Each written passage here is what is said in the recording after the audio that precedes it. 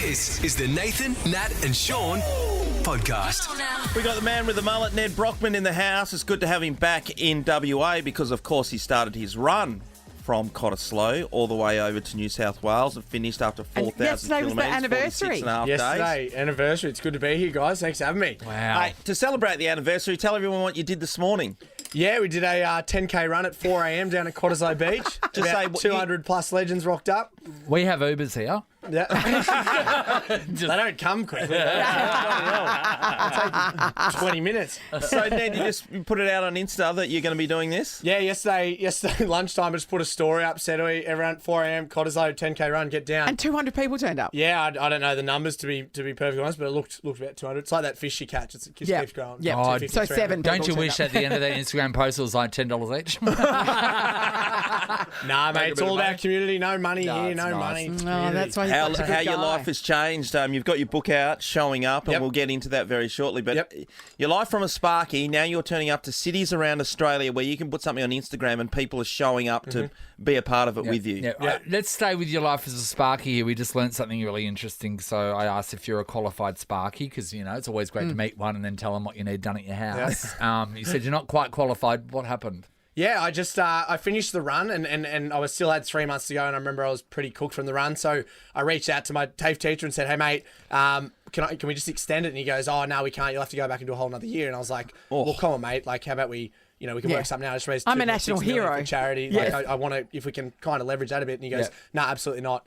And then I was like, "Well, I'm not going through it. I'm going to keep doing what I'm doing." And he kind of gave me a bit of a flip the bird at me and said, "You'll never be able to do it." And I said, "Well, make this be a lesson and watch it unfold." Isn't that amazing? yeah. So how many years into your apprenticeship were you? Is that We don't need to talk about this too much, do we? No, We can get but into it, it's yeah, amazing. But three you're and a half close years. to the But end. it's amazing. Like you're weeks from the end. Yeah. And for people to go that far and then the reason why you did it, I think is really interesting. I think like, yeah, I've never had a plan B in my life. Yeah. I always went head first into the Sparky stuff and then went, well, that's not where my life's heading, so I need to head it in this direction.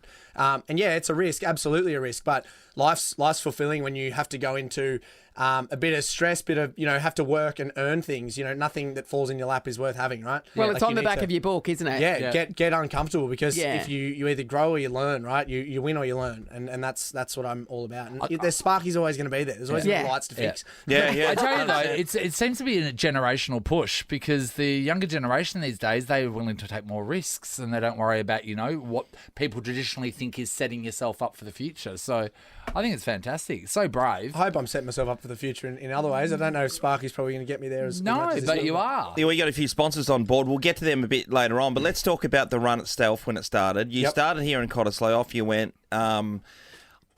Did you imagine what kind of pain and how hard it would be? I mean, that's a hard part to guess. Yeah, I had accepted everything. So Right. I didn't know what was going to come. I didn't know what injuries I was going to entail, but I knew it was going to happen. So I was prepared for like the 2 years prior. I was every single day choosing the most uncomfortable option in my day in anything I did, like horticulture, culture.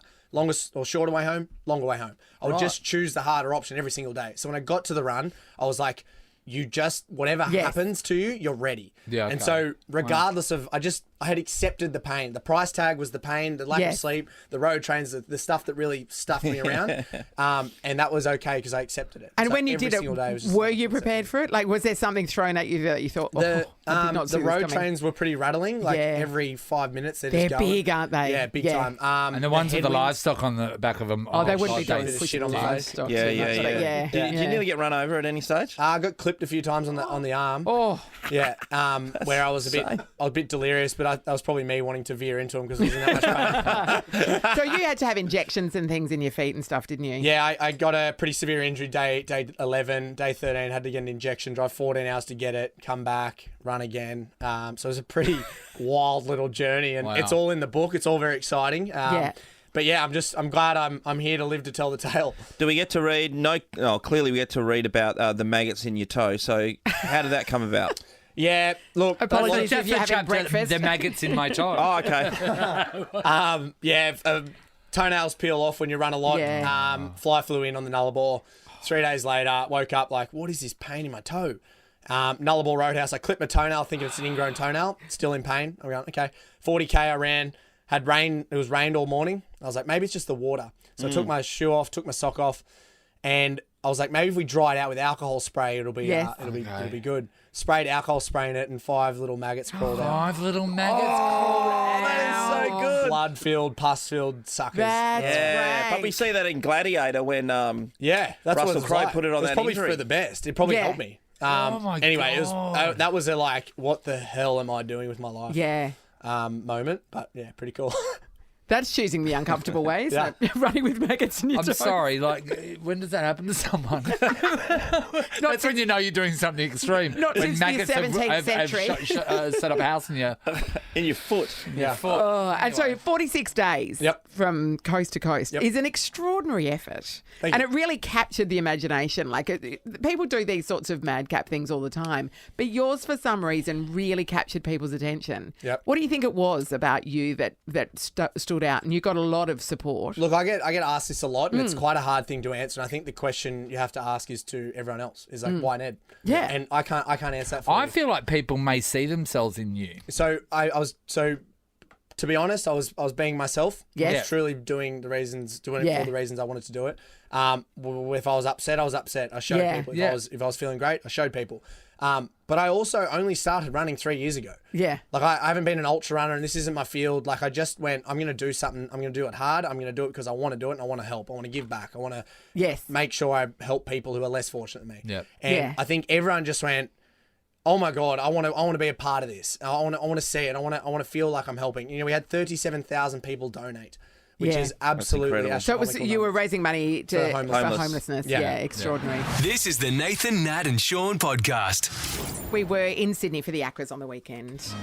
It's radio's Night of Nights on Yeah. Saturday night, and we were all there, very glammed up, like more glamorous than we are ever. I know, people are shocked when they see us. I We know. look so really attractive. We'd like to welcome to the show Claire Kelly. In case you're confused, she used to be Claire Thompson as well. So. Just, Yeah. Just Claire to was make our sure that producer for a everybody long who time. knows Just it all, knows it's her. so Claire, you know you every looked version amazing. of Claire. You looked I amazing. actually did. You had a beautiful I You did? dress I on. looked pretty good. So you rented a frock for the night. I did, and yeah, it was you a know. ripper. It was, yes. Starting, it was like a velvety kind of. It was Yeah. the same material as yours now, Yes. but it was a You had the velvety. Demi. And You had the Demi Moores about you. I thought. You had the deep slit, you. deep V front, and a big slit in the leg, and Oh, it looked she's a great. She loves a big slit. Now, at the end of the evening, so it was at the ICC in Sydney, which the ballroom is on the 5th floor. And to get up to it, a series of escalators. And Yep. so, therefore, to get down again, series of escalators. And Claire and I were on the escalator together. We were just having a chit chat, weren't we? But I was a step above you, and I had pulled up my dress to be careful. Which seems to be an important thing to do. Claire, tell us what happened. I was very busy chatting, so I hadn't thought about pulling up my dress, which did have a small sort of train on the bottom of it. It was a touch long. Yeah. Just a little bit shorter than the Princess Di wedding dress. Just a touch. And yeah, we're going down the escalator, chatting to Nat, and I just kind of remember looking down and going like, oh, Yeah, my breasts. That's No. weird.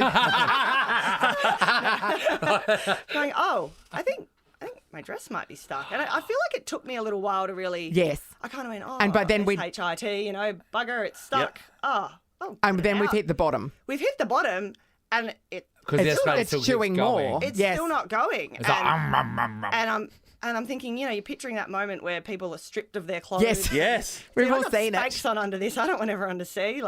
And I remember hearing you go, Hit the button. hit the emergency Yeah. stop button, somebody. And Which a then- woman did, and Yes. but she had really long nails, and she was trying to because you've got to flip a Yeah, little to flip lid, the lid up. and then Couldn't get get in it there. open. Yeah. Like a So she submarine. did. She was a She real did save hero. the I don't know who day. that lady was. Yes, so But, I wasn't yeah. stripped Yeah. of my clothes, but I was stuck. And then, of course, so the whole escalator, because Claire's at the bottom, the escalator's full of people trying to get out of this Yeah. event. So they all then have to clomp down the stairs, down the escalator, the still And go escalator, past her. go past, Oh, my God. staring. I cannot. Everybody else is like looking down, and then they've come down the Yeah. stairs to the side, and there's like some big celebrities walking past, and Claire's just standing It's there. a lot. But we So- had to get help, and it was not easy. No. There weren't A lot people. of people around. Because I have seen this episode on Modern Family Yeah. where the mother's Claire. Her name's Claire too, isn't it? Claire. Claire thing. Claire's dress gets stuck, and then someone comes with a trench coat and then puts it around her. She has to shimmy her dress off. There were no trench coats around. No, So I- how did we solve this problem, Claire? Well, we eventually got someone over, a helper person, or a Security person. person, and there was just no question. They just had to go get a pair of scissors. No, well, first of all, they tried the theory of that if we just reverse the escalator, it will spit it out again. Oh, that didn't work. So So you everybody's try to like, stick your fingers down the escalator's throat to see if it throw it up. So we thought. So everybody stood by, and the woman says to Claire, "Do you want me to do this?" And Claire's like, "Yes." And then they press the button, and then Claire immediately starts screaming because it didn't work. It didn't work. It just was actually tangling your dress Claire. even more. So they I got think some it was like tangled scissors. in a different. It wasn't like in the stairs. It Yep. was like tangled in the bit at the In end the that you edge. get off. Yeah, so yeah. it just wasn't going to move. So they got some scissors and they had to cut the dress. yeah, and they Yes. weren't good scissors. They Yeah. were like, Yeah. the crappy pair of stationery Well, scissors. luckily Yeah. you own the dress, yes? No, I do not. I rented that dress for some money off For a some rental money. company. So, Claire, yesterday we And were it's a talking designer about dress. this. You were concerned about this the whole time. Everyone would be because I you was- borrowed this felt like dress. spewing. How was the conversation? So, with the lady? well, I tried. She's lovely, by the way. She runs Hush Dress Hire. They're yeah, quick, give them some plugs. Hush dress hire. They're amazing, they're amazing. Fantastic. All your dress hire Yeah, needs. exactly. Hire a beautiful dress, take it back an inch shorter. Oh, it's more than an inch. See, I didn't see the ripped dress, but in my mind, you look like Wilma Flintstone. Oh, Claire has a picture of the dress laid out so you can see the massive chunk missing. It's pretty bad, Nath. But I called her. I actually couldn't get a hold of her in the morning, so I had to send her a text to be like, "Hi, Because the please call me normal about your return damaged process dress." is you just drop it at the dry cleaner Yeah. and then she gets it. You couldn't drop it in Oh, that. then could there's not just a drop it conversation off, had to be no. had. Yeah. No, I had to call her, but she called me actually in the middle of our entire team meeting. So it's popped up on my phone. I was like, "Oh, it's the dress lady," in front of everybody. So anyway, the outcome. Look, I've taken it to the dry cleaners, and they've got a tailor there, Right. so they're going to cut it, hem it. And then Hope going to for the go back best. to her, and she will decide if she wants to keep it, to Or if hire you out to have people, bought it. or if I then have to pay. Well, her so many the people are cost of looking the for dress. formal on top, micro mini skirt on the bottom. So actually, it's a huge. What a moment! Well, That's there so you big. go. That's like a shark bite. This is like okay. Right now, what I'm looking at looks like a gown from a Disney character, and the Disney character has been killed. Harry, you've just seen it for the very first time, Harry. That is a giant arc out of. It's significant. We'll That's put a- this up on our socials so That's you a two can giant see arc. it. That's the princess that wore this is dead. Nathan, Nat and Shaun, Right, it's up now, Instagram, guys. it's up You there. can check it out now. But It's you know, something- we're hopeful that this story might resonate with people. Yeah, Yeah. exactly. And that the lady at Hush Bridal in Subiaco will forgive you. Hush Bridal. Hush Bridal? Hush Dress Hire. Hush Dress hire. Please, Hayley, it wasn't my fault. Very understanding. They'll now be requiring an $8,000 bond on all dresses. But being cut free, I mean, that, I know. When you realise that's the only way to be Yeah. freed, Yes. that yes. is And they even had to go horrendous. off That and is hunt terrible. for scissors because obviously it's the lobby of a convention centre. There aren't just scissors lying around. No, I wouldn't have It's thought so. Oh my God, it was so funny. The only other thing that I I mean, think about when tragic. I've seen someone that needed to be freed, and we're at like one of those like BNS ball things, right? And it was a really muddy day. It was like fully sunny the next day, and the mud dried out really quickly. A girl had passed out in the mud, and her hair was stuck in the mud. Oh. And she was lifting her head off the ground, going, "Help, help, help!" Because yes. So it then there was a hardened. lot of people just there, like just chiseling her hair out of the mud. Did anybody think a bucket of water? Well, this is the thing. Like, it was so deeply in there that she would have had a real trouble like freeing it. So if she wasn't around, if no one was around, she still She'd would have been still be there. there. If that convention centre was, If Claire was the last one out the door, yeah, she'd still be then there. you would still be there. Well, part of the dress is still there. Just imagine being at your industry's night of nights, and then when you're leaving and everyone's going down the escalators with you, your dress gets stuck. Yep. The escalator has to be stopped, and then you have to be cut free while everybody else walks past staring at you. The dress is a rental too. That's right. Don't rent dresses to Claire Kelly. Claire Kelly. But thank you to Hush Dress Rentals. Yes, for hopefully reducing the bill because we've mentioned your business 100 times this morning. In Subiaco. We are talking about being set free. Yeah, that's right. Did you need to be freed from something? Jen's in tapping. Hello. Hello, how are you? Gay Great, Jen. Jen, what happened? So it was my 2.5-year-old daughter. She was going to a fairy party, so I bought one of those tiaras with the little plastic gemstones in it. And the front gemstone had fallen off before we left, so I quickly just super glued it back on. And then stuck the tiara onto her head, Yeah. and it actually stuck to her head. So we had to cut her hair right down to the scalp at the very front of her head. Oh, no, Jen. And that's on you. That's your fault, That Jen. is I did leave it for like a couple of minutes to dry, and I'm like, it's quick drying glue, it'll be fine. And about an hour into the party, she's like, help, stuck, help. And I'm like, I thought it was just kind of. It's like, no, you're a princess for life now. No, but think about it. I would have let it go for a week at least. At least a week. No. Oh, she's a bad enough princess as it is. I didn't want to encourage You don't want it. to encourage that any further. That's too far. You super glued a tiara to her head. Great work, Mum. Yeah, and you know what? Other parents would look down on that, and I think that's actually one of the that's the story that I proudly tell everybody. Yeah, that's right. That's Thanks, great. Dominic's in Dianella. Hello. Hi, how you going? Hey, Great, Dominic. Dom. Good, Dom. Who had to be set free? Well, it wasn't me. It was my son. He's 14 now, but he was in year 1 at school, and he was playing on that sort of swing set, sort of bridge, sort of castle. Yes. And he was going across the bridge, and the bridge is arched. So as he was going, I think he tripped. To this day, I still don't know how he actually fell. Yeah. But he tripped and fell, and his body went through the actual slats where the slats were and the handle, and his head got caught between the rail and the bridge part. Oh, so then And, he's he was dangling just by his dangling. head. Well, he was dangling, and his mate, who's his age, saw him, grabbed him by the legs, and held him up to sort of so he wouldn't be hanging there by Yeah, his that's by his head. that's what friends are for. Tell me, yeah. Yeah, and at the same time, he's yelling to the teachers, and the teachers started freaking out. And instead of coming over and grabbing my son and lifting him up, they went off to go get the maintenance guy to come and sort of try and get him out. So by the time the maintenance guy, he's hanging there for about 10 minutes.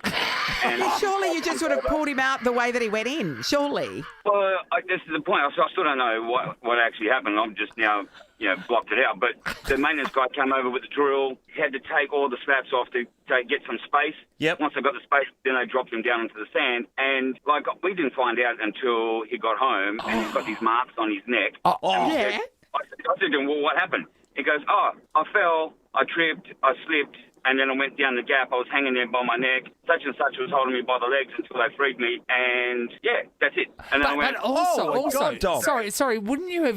This poor kid is hanging onto his legs trying to lift him up. Wouldn't you have got you something to stand on? Oh, yeah, or one of the teachers to do that? Yeah. Anyway, keep going. Yeah. But no, they didn't. So anyway, he came home. We didn't find out from the school till later, until we actually called them and said what happened. And it wasn't until 6 months later they actually got that section fixed. So they're still letting kids run on this on this bridge. And then, so it was just So it wasn't that he got cut out. It was just like a big comedy of errors, really. Yeah, sounds so I was like trying it. to hold him up. So, Can I tell you, But though, I don't think a lot of people would experience the feeling of hanging somewhere by your head. Yeah, and having That's a full on. 5-year-old hold you up. Bloody oath, Dom. It's the Nathan, Nat and Shaun podcast. Natalie, I get stopped in the street by a lot of people saying, Hey, how's Nate. that skinny little bitch that you're working with? And I go, are you talking about Natalie Locke? And they go, yeah. Half the time it's me, though. It's Shaun. So, Also, Nat, yeah. I think it's about time for an update Sure. on our life after a gastric sleeve. Indeed. So we're now just on 10 months post-op. Yeah. Is that right? Yeah, that's right. 10 months. Yeah, because it was That December goes last very year, quickly. wasn't it? Yeah, it was. It was. And so weight-wise, I've lost just north of 41 kilos. That's amazing. Really? It's amazing. Holy shiz, I know, right? Yeah.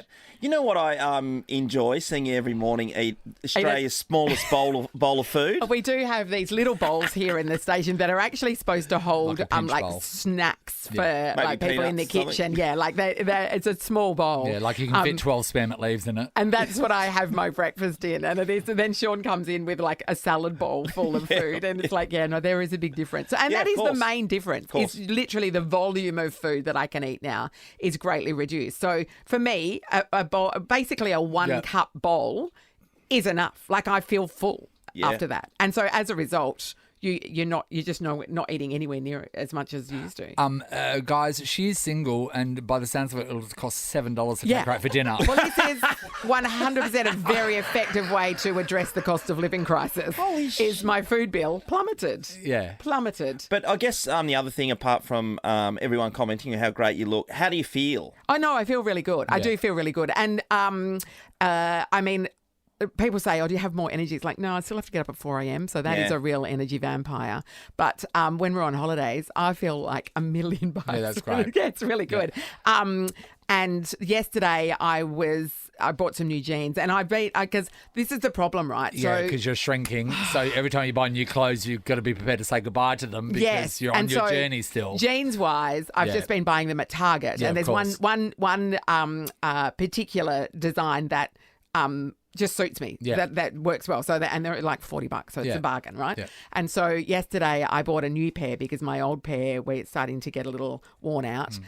When I first bought that style jeans last year, I was in a size 18. Yeah. These are a size 10. That's amazing. I've never been a size 10 in my life. Yeah, that's great. That's amazing. I know. Yeah. So that's So people that would think that this will be something that they would like to do, right? Yes. Because of course I think it's good that if you try and do it, normally first, because that doesn't work for some people. There's no way that this surgery will be your first port of call. There's no way. You're trying a lot of other things first. Yeah, so once you've gotten to this stage, is it an expensive thing in the realm of things for people? Well, it very much depends on your level of private health cover. So if you do have full private health cover, I think the out-of-pocket was about $6,000. Okay. So it's something that you might have to save for over time, or you can then up your level of cover and sit out the year. Which you're probably going to pay really around about the same amount. Yeah. You can also, some people can tap into their super to pay for it because it's for health reasons.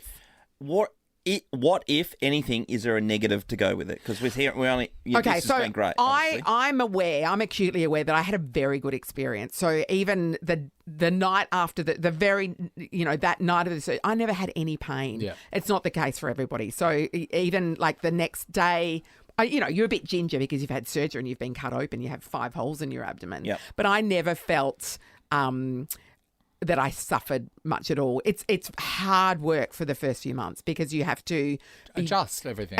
You start off 2 weeks, you're on a liquid-only diet. You have to be very proactive and making sure you're getting no gin. You couldn't drink for 3 months, Sean. You have to make sure you're a nightmare. Getting enough protein. You're very much and enough fluid. You're very much monitoring everything. There's a medication regime you've got to take in the first month that you've got to make sure you're timing all of that right. It feels like a full-time job. You're literally setting alarms on your watch the whole time to make sure I've got to take those pills now. I've got to make sure I've had a protein shake now. It goes on and on for a while. It's something from my experience with family members that have had this done. It's something that you have to do it down to the letter correct because otherwise it is just a waste. That's right, and it's not successful for everybody. No. And some people can suffer terribly with reflux afterwards and have to be medicated because of it. That's one of the things that they talk about. The other negative, and this happens to a lot of people if there's rapid weight loss, is your hair falls out. Yeah. So I was going along really, really well, and I was taking all the vitamins. A friend told me the best thing you need to do is as soon as you can take the hair-specific vitamins, start taking them, which I did. And then about 4.5 months in, literal clumps of hair. Every time I wash my hair, handfuls. My brushes would be just covered in hair. Yep. It thinned right out. I've never been more excited to work with George from Seinfeld. I thought it was Kelly Slater. When I cut my hair short, that was the reason why. Was because my hair had thinned out dramatically. Was that? Did you panic in that period? No, look, I knew that it was coming, but now it's growing back. So I have like all these weird little half hairs in here and stuff because it's growing back. So in about 6 months' time, your body's gone through something full on, but at the end of it, that's what you're looking at. It's the end goal, and that's right. And it's a life change. That's a small price to pay. Yep. Been knocking back a few, having a dip at your net. You know what I'm saying? No, I haven't knocked anyone back, Sean. Keep coming, guys. Keep them coming. No, it has been brilliant. I'm happy that people have hit me up on social media. It's amazing how many people have said to me, "Oh yeah, no, I've had that done, but I've never really spoken about it." Yeah, because there's been a real stigma about it, and I don't think that there should be. It's just a health decision. The other thing is that at my 6-month checkup, they retake all your blood tests, make sure you've got the right levels of vitamins and iron and all sorts of things. But they recheck the markers from beforehand. So I had insulin resistance, which is a pre-diabetic thing. Yeah. That's gone. I had fatty liver. That's gone. Yeah. So, all of the things that were my cholesterol. I never had bad cholesterol, but it's even better than it was before. Yeah. So, there you go. And the other thing for me is that I've never suffered from high blood pressure, which a lot of people do. Yeah. Yeah. But now I have low blood pressure. So if I get up too quickly, I'm like, whoa. Right. So free head spins. Yeah. Free head spins. Yeah. So anybody got any questions? Happy to answer them. So hit me up. Nathan, Nat and Shaun podcast. We've got more of our chat with the one and only Will Anderson. Hey, Will, I just saw you also belted out 300 episode of Willosophy. Was that 300? I did. It's true. 300 episodes I've Good done to have of it that. back, Will, I've got to say. Thank you. It's been fun, actually. I've just pivoted to only talking to comedians and stand-up comedians, and it's just been the most fun because it's enabled me to talk to people from overseas, people I love, like Jimmy Pardo, who's a great American comedian that I love for the 300th. But I had Adam Hills on for the 301st. No, that was like Inception, because everybody, of course, think that you and Adam are the same person. Yeah. So it was essentially you talking to yourself. I was a little worried that I was going to listen back to that episode and it would just be me talking and then silence, and I was just imagining what the answers were, and it was going to be a real Fight Club meets philosophy situation that I was going to discover.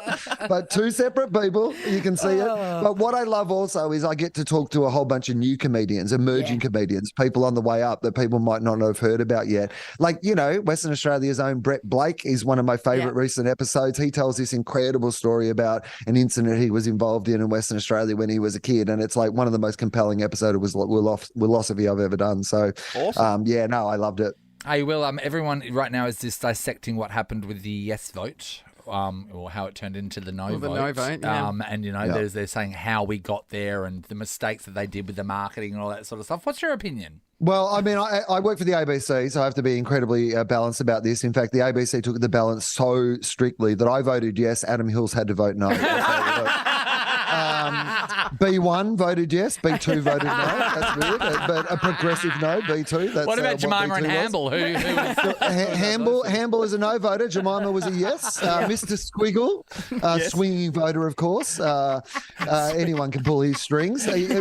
Normally votes above the line, but if you turn it upside down below the line. So a lot of ABC politics going on. Yeah, tricky. The truth of it was something like this is that it was always stacked, right? Like there hasn't been, I think there's been one Labor-led referendum out of 26 that has not been bipartisan that has ever got through. So the odds were stacked against it ever going through, if you look at it in that sort of way. If you were at a casino and 25 in a row hadn't come up and you were like, this is my lucky one, people would be like, you know what, he's going to be broke in a minute.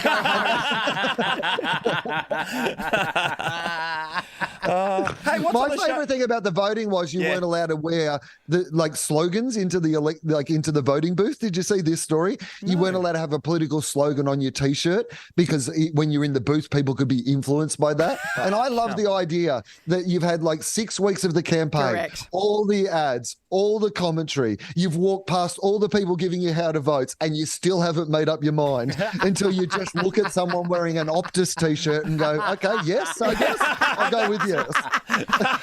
I've just got a vision. I've got a vision when you brought up Jemima and Hamble of the voting at play school, and then walking in and them putting their paper down and the blackboard telling them to hurry up. But straight away, I would think that Hamble would be the one that would vote no. Don't you think? Yeah. It's just that Hamble's got that no vibe, you know? Hamble has always had that no vibe. Jemima's always been really approachable. I mean, it's the big Ted, little Ted thing too, isn't it? Big Ted definitely no voter. And little Ted, more progressive. More progressive, younger generation. Yeah. Well, that's how it tends to work, right? You know? That's why. But the ABC just won't move out the big Teds of the world. Nathan, Nat and Shaun in podcast form. We would like to welcome to the show a new member of our family. Her name is Jess. Hi, Jess. Hi, guys. Hey, Jess. This is one of our Casanovas. She's been working with the breakfast team and with Ali. Someone save her. It's part of your work placement for uni, yeah? Yeah, so I'm watching how she does the news. Oh, it's magical, isn't it? It's great. And I really want to talk about just radio in general. I'm seeing this new generation of radio stars, like Jess will the be. Future. I've got zero filter about their personal life, and I am eating it up. You have been sharing a lot, particularly with Ali over the last couple of weeks, That's why I which was is in great. with you guys yesterday, because she was sick of me talking. I know, and we said, you know what, we'll have a bit of that. Yeah. You brought it here you in, are. and you told us about a relationship that you are now no longer in. No, yeah. Give us a little bit of a story about this guy and why you're currently not with him. Oh, well, there's a few reasons. Yeah. I'll give you one example. This was about... So we dated for 5 years in total. Yep. This was, I'd say, 3.5 years into our relationship. I come home from work one day. Yeah. I'd been out all day. I slept at his house the night before, so I wasn't there overnight. And I got home from work and my whole room had been robbed. Oh. I know. So just my room in my house, which is great. Yeah, I know. So all of my stuff had been taken, all of my exciting things, my jewelry. So I get on the phone and I call him crying and I was like, can you come to my house after work? Yeah, I've been robbed. Well, vulnerable and You've been violated. And It's a horrible feeling. Yeah, I checked the security cameras. It was 2 men and they were like hooded, gloves. They knew what they were doing. Scary, yeah. And like, I have photos of me in there. They know what I look like now. Yeah. It's horrible. And I called him and I was like, can you come over? And he was like, after work, I have to go to the gym.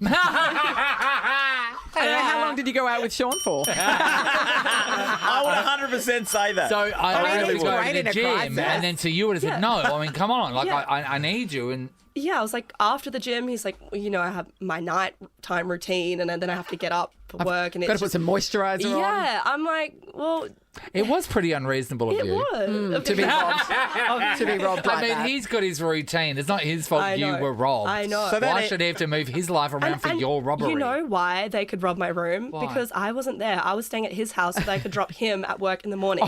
I was doing him a favour. Well, as long as he got to work Yeah, he did. and got to the gym okay. Jess, so that conversation ended like that. He just didn't come over. No, he didn't. Okay. And then you went out with him for another year and a half after that. Oh, yeah. Well, I went out with him for longer, but then about 3 months later, I am at his house again, and it's 10 p.m. at night. I wouldn't say that's overly late. No. At all. No. And I get a call from this random number, and I answer it, and it's a police officer. Yes. And she's like, hi, do you know this person? And it was my mum. Yeah. And I was like, yeah. She was like, well, the emergency services have just contacted me and there was a 000 call placed from this person, my mum, and the call went for 2 minutes. And in the background of the call was yelling for help and banging. And then it hung up. And my God. They tried to call her back and they couldn't reach her. Yeah. Oh my So- God, I would have flown That is flown into horrifying. an utter panic with that. I was like, it's like you see these Well, you think your calls. mum's gonna be murdered. Exactly. That's right. And I was like, the robbers have come back Yeah. Yes. and they've taken her life. Like, I was scared. Yes. So I am like crying, bawling my eyes out. The officers like were sending like 2 police cars to your house. Like, are you there? Like, we wanted to call you. And I was like, no, I'm not there. I'm 8 minutes away at my partner's house. But I'll drive there now. Like, I'll go there now. Yeah. And she's like, okay, great. Like, I'll give you my number, call back, but like call your family and see if they're if you can- Alive. Yeah. Yes. So I like hang up and I'm calling my family. Nobody's answering. And I'm like, I can be pretty dramatic. And I think this situation was dramatic as well. So it was like dramatic It was on top a of lot. dramatic. It was yeah. a lot. Like I was bawling my eyes out, shaking. And I get into my car, like the phone in one hand and like probably shouldn't be driving because I can't see. There's Yeah. tears everywhere. And I'm like trying to call my family. And I like get into the car. I'm like, oh, like, are you coming, babe? Like, are you going to come? And he's like, I have work in the morning at 9. So potentially you're going to your family home where something horrible has happened to your mother, could be and murder. he's like, good luck. Well, if you do start at 9. It's basically the bone You cracker know dawn, what I though. mean? It's the bone cracker If dawn. you do start at 9. I mean, the flags can't be redder. I know. Quick check. Was your mum okay? She was fine. It was a complete misunderstanding. So my brother's number. So I get to the house and I'm like, I literally army crawled to the door because I lost feeling in my legs. Rolled out of my car. I was panic attack. My mum runs round the front door to see me. Our door's glass. Yes. So she sees me on the floor crying on the phone. Yeah. And she like runs out. She's like, what's what's wrong with happening? you? And I just hand her the phone, which was the police officer, and explains the situation. And mum's like, I didn't call the police and I don't have any missed calls. Oh, so And yeah, they don't know what and- happened? No, they do. What? So the police officer was like, this was the number. And my mum's like, that's my son's number. And he's not home from work yet. So it was him that called the police. What did he call the police for? So, well, it was a mistake. He went to turn his phone off and he worked at a food place. So he was stacking up the chairs and calling out for help to pack up. So it was a funny total as- misunderstanding. But That is so funny. I remember thinking if something were to happen to my mum, like, Yes. I would have ended it fully. Well, that But guy because was she not there for you. No, he wasn't. Well, I mean, Well, he look, had to get up. I, And he went to the gym. I love how there was probably busy. several instances after that where you Yeah. decided Yeah, that's right. you're gonna break That up wasn't with the him. final straw, was it? Isabella's in Bayswater. Hi, Isabella. Hi guys, how are you? Great, Isabella. So what was an indication that maybe they weren't the one for you? Well, my mum went in for some surgery, and I got a phone call saying that she's had a heart attack, and I've got down because, something's gone wrong. Yeah. And I recently had surgery about 4 days ago, so I couldn't drive. My dad was at work. I was trying to get a hold of him, couldn't get a hold of him. So I called my partner, and it was a bit late at night. And I said, look, can you drive me down to the hospital? I've got to go. And he turned around and said, it's a little bit dark outside, and I'm afraid of the dark. Well, he's monsters. great in a crisis, isn't he? Driving in the dark or just the dark in general? The dark itself, Sean. I think the dark, and I said to him, it's only about 8 o'clock. I can, keep a flashlight on if you need, but I need to get to the hospital. No. And he goes, no, I'm looking outside and it's really dark. Yeah. Isabella, to be honest, though, boogeymen aren't frightened of flashlights. Was this the first time you were made aware of his fear of the dark? Had you never been out in the dark before? I knew he had a fear of, the dark, so he always slept with, a nightlight, but I didn't think it was that bad. Okay, he slept with a nightlight, and it took you to now to say that. That should have been the only thing that you was rang the red about. Thanks, I'm sorry, can I just say, there would not be another person listening right now as an adult that would sleep as a nightlight with a nightlight because they're frightened of the dark. Well, there certainly wouldn't be another one that would admit to it. If there is anyone out there that is sleeping with a nightlight as an adult that are frightened of the dark, please call him because I don't think it's possible. Do we have a nightlight person? Stacey, hello. Hello, how are you? Stacey, you cannot tell me that you are an adult that sleeps with a nightlight because you're frightened of the dark. Correct. I certainly am, and I'm proud of it. Tell me everything. What is the nightlight? Is it one of those ones that just sticks in the in the PowerPoint? Is it in the shape of a cloud? Or is it like a bunny or something? Oh, no, I like to be over the top. So rather than a nightlight, I have salt lamps in nearly every living space of my room. So lounge room, dining room, kitchen. So that if I wake up in the middle of the night, there's this beautiful ambient glow and it's not too dark. Okay, but so why, Stacey, as an adult? We know as a kid, you're afraid of the dark. Is it murderers? Oh, I don't know. Maybe I was murdered or buried alive in a past life. I'm not sure. But I've never really liked the dark and I don't like bedroom doors shut. What do you mean? Okay, so your bedroom door needs to be open for you to be able to sleep. Yeah. So my bedroom door needs to be open. Closet doors need to be closed. Yeah, because otherwise the monsters get out. Yeah. Yeah, that's where the boogeyman lives, you see. But the thing with that is I close my but do you close your bedroom door? No, but I've got animals that come in and out. Yes. So yeah. But you do, Nate. I close my bedroom door. I don't know why. I just who are you keeping out? Oh, I've got children. So sometimes if I'm being a bit sneaky, I have to shut my door, but otherwise it's always open. Also, those salt lamps, by the way, you've got to watch out for them if you've got a cat, because apparently the cats can lick them and get really sick. Really? Yeah, because cats love licking salt. That's why I don't like cats. Because they lick salt lamps. That's a very specific reason. And you're having tequila shooters. That doesn't apply to you. Thanks, Stacey. Chelsea, hello. Hi. Do you need a nightlight too? 100%. Chelsea. I'm so terrified of the dark. Well, we've stumbled across something at the moment. I'm terrified. I won't walk into a room without switching the light on. Like if I need to go to the toilet, all the lights go on to every room that I enter to get there. Chelsea. I won't walk in. Okay, so can you tell me what is the fear in the dark? Like, what is it? Any scary movie, all the bad things happen in the dark. That is true. That is true. In the middle of the day. So I'm just terrified. Do you have a partner, Chels? Yeah, and kids. And I sleep with the door open and we have the hallway light on. Gee, that'd be annoying, wouldn't it? And is it out of the thing that's in the dark that frightens you? Is it a potential murderer? Is it from the? Okay, so it's a human murderer. Yeah, or the boogeyman, or like the Candyman. Or the Candyman. Candyman. Chelsea, ruined me. Do you think that leaving the hall light on is gonna, like, if a murderer wanted to murder you, do you think that would put them off? Yeah, because he might be like, oh, they're still awake in there. I won't bother. My thing with a nightlight is it makes the murderer easy. It's easier for the murderer to murder you because they can see what they're doing. Yeah, they're not going to bump into the furniture. Whereas they might bump into something and like wake you up in the dark, but like straight away he goes and oh wow, I want to murder someone. Oh, there we go. She's well lit. Let's get in there and murder her. Well lit. Anyway, sleep well tonight, Chelsea. Wow. Jeez. This is a podcast of Nathan, Nat and Shaun. Shaun, I was thinking, what piece of audio would be important enough to introduce our next guest with? What did you come up with? This. Airwolf. Now, Ant Middleton from SAS Australia would know all about Airwolf, wouldn't you, Ant? Oh, this is amazing. This is the best intro I've had.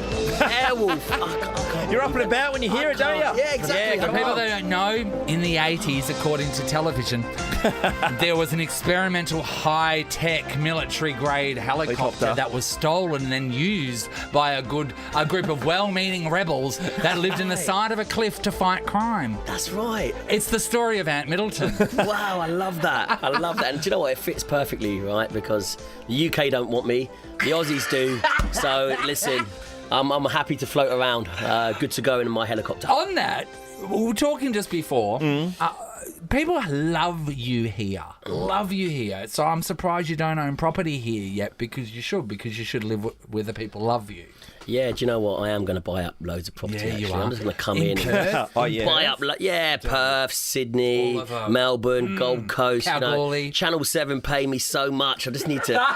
spend it. I don't know what to spend it on. You get a one-bedroom flat in Sydney, the way things are priced up there. Exactly. No, they don't pay me that well. Hey, and when you came in, Nathan said in real life, gee, you're a handsome devil. And on the weekend, I saw you on the TV at the races. Now, you're with Sam Burgess. So big Sammy. You're all dressed up to the nines. You looked an absolute treat. And you were celebrating when the winner went across the line in the Everest. Yeah. Did you have something to do with that? Yeah, I think we won a couple of grand on that. Did you? So, yeah. All fixed, of course. No. But I'm donating it all to charity this weekend for Telethon. No, And is that through your tab account? through my UAE account, yeah. So we know that Sam was in last season's SAS Australia. Season before that, Season before. Yeah. No one knows how he got through that poo shoot at the start, really. It was like day 2 and his shoulders are so bloody big and he come off an operation. But you've become best friends, clearly. Yeah. It was his head that got stuck. You've seen the size of that guy's head. It's a big scone. Ginormous. Yeah. You wouldn't want to get hit by that. He's a great guy. You know, I saw the best and the real Sam Burgess on that course. He was humble, disciplined, super motivated, and he's just an all-round good guy. You know, he's taken a bit of flack lately, but he's got a good heart. He's a good man. You know what I like about you as well is we see the side of you where you're screaming orders at people, but also at the core of you, the whole way through that series, you can see how caring you are. Yeah. And I just want to know, when you're screaming at someone, do you ever feel bad in the moment, or do you take the caring ant and push him to the side and just scream at them because what you're saying is important? Yeah, no, everything is real. I don't take anything back. It's in the moment.